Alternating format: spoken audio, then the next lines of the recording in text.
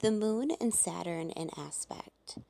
Um, the moon and Saturn in aspect kind of play out interestingly in an individual. Pretty much, the moon being an aspect to Saturn, you're dealing with your emotional nature as well as this karmic need for structure and responsibility. Now, Saturn doesn't always get the best connotation, due largely to the fact that it does involve a lot of karma. Um, when the moon is an aspect to Saturn, you often see an individual who never really got to be a kid in a sense. That can take many different twists and turns. The Moon Saturn aspects get kind of a bad rep for having either cold or uncaring parents, but it's more so like your parents really taught you how to be responsible from a very young age. And by parent, I normally mean in the moon and aspect, it's the mother. The mother taught you the importance of responsibility and structure. Even in the more negative aspects, that's still the case. You just see the flip flop kind of. Like if you have Moon Saturn, say, sextile or trine, normally it's a easier flow. Your parent just taught you the importance of taking care of yourself, even though like structure and duty and responsibility and stuff like that was all still deeply ingrained into you. With like the square or the opposition, you might see a parent who was more cold and uncaring, who um, stressed the importance of hard work, maybe to the point that they were working all the time. They didn't have time to actually care for you. Um, but with the more positive aspects, it's more so just a parent that really pushed the importance of you being able to take care of yourself. Now, either way, when you add Saturn into the mix, there's still kind of a bit of sadness there. Saturn is very, very somber in nature. Saturn is realistic. Saturn is huge on obligations. Saturn is what we have to just keep on doing. Much like Capricorn, the mountain goat going up the mountain, um, making its way up there, taking time for that goat to really get to the very top.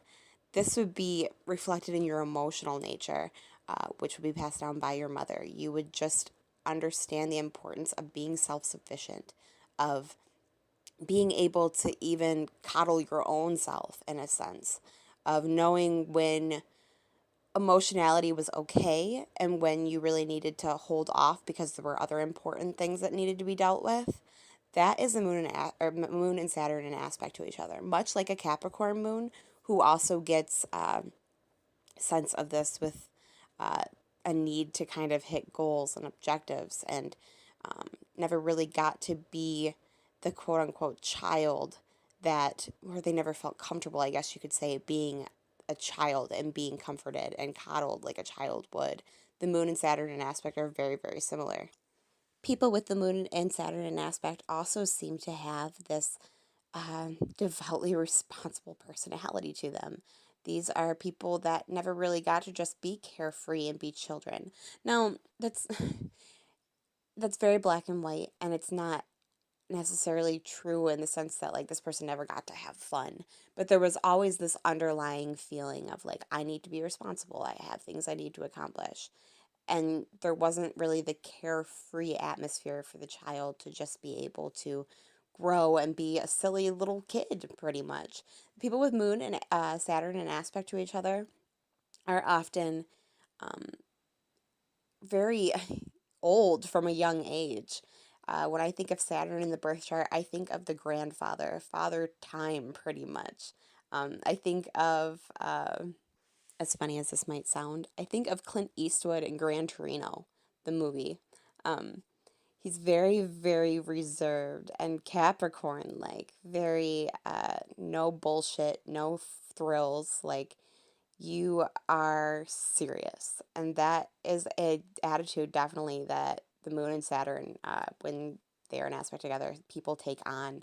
um, just this very we can deal with this later, we have other things we need to deal with right now.